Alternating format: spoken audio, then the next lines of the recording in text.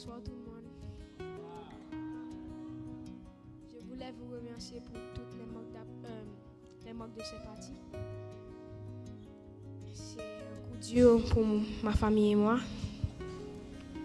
Il était toujours heureux, il souriait, il riait, il faisait toujours des blagues.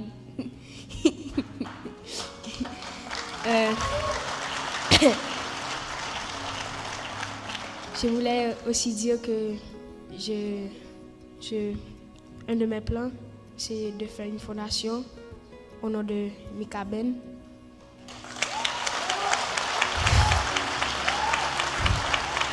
Je voudrais aussi que tous ces projets continuent parce qu'il avait beaucoup de projets et beaucoup de projets. Je me souviens une fois, on était en Haïti ensemble chez Mamie et il a demandé à la servante d'aller acheter du thym pour lui. Et puis la servante est revenue et puis elle a dit pas de thym. Et puis mon papa a dit pas de thym, gardons thym.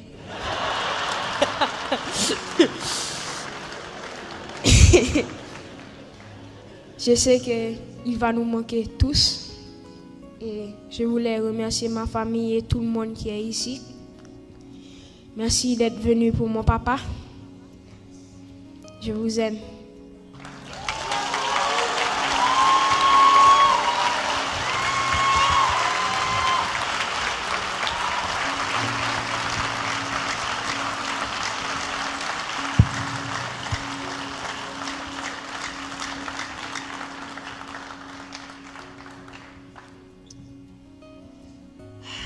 That is one good-looking bunch of people. Thank you all so much for coming. Thank you for all the positive energy.